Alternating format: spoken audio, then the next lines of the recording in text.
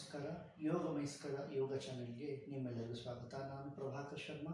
ಇವತ್ತು ನಾವು ನಿಂತು ಮಾಡುವ ಆಸನದ ಪಾರ್ಶ್ವಕೋನಾಸನವನ್ನು ಹೇಗೆ ಮಾಡೋದು ತಿಳ್ಕೋಣ. ಮೊದಲಿಗೆ ಸಮಸ್ಥಿತಿಯಲ್ಲಿ ನಿಂತ್ಕೊಳ್ತೀವಿ. ಅಲ್ಲಿಂದ 1 ಅಡಿ ಅಂತರದಷ್ಟು ಬಲಗಾಲನ ಪಕ್ಕಕ್ಕೆ ತಗೊಳ್ತೀವಿ. ನಿಧಾನವಾಗಿ ಶ್ವಾಸ ತಗೊಳ್ತಾ ಬಲಗೈನ ಬಲಪಕ್ಕದಿಂದ ಮೇಲೆ ತಗೊಳ್ತೀವಿ. ಈ ತೋಳಿನ ಭಾಗ ಬಲಗಿವಿಗೆ ಒತ್ತೀವಿ. ನಿಧಾನ ಮತ್ತೊಮ್ಮೆ ಶ್ವಾಸ ತೊಗೊಳ್ತಾ ಕೈನ ಮೇಲೆ ಹೇಳ್ತೀವಿ. ಬಲಗೈನ ಶ್ವಾಸ ಬಿಡದೆ ನಿಧಾನವಾಗಿ ಎಡಪಕ್ಕಕ್ಕೆ ಮಾಡ್ತೀವಿ. ಬಲಪಾರ್ಶ್ವ ಪೂರ್ತಿ ಇರ್ತದೆ. ಇದಕ್ಕೆ ಪಾರ್ಶ್ವಕೋನಾಸನ ಅಂತಾರೆ. ದೃಷ್ಟಿ ತಲೆ ಎತ್ತಿ ದೃಷ್ಟಿ ಬಲ ಹಸ್ತ ಮಧ್ಯೆ ನೋಡ್ತೀವಿ.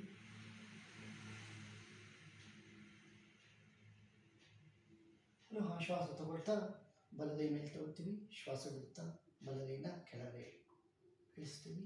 ಅದೇ ರೀತಿ ಮತ್ತೊಮ್ಮೆ ಶ್ವಾಸ ತೊಗೊಳ್ತಾ ಎಡಗೈನ ಮೇಲೆ ತಗೊಳ್ತೀವಿ. ಎಡಕಿವಿಗೆ ಕೊಡ್ತೀವಿ.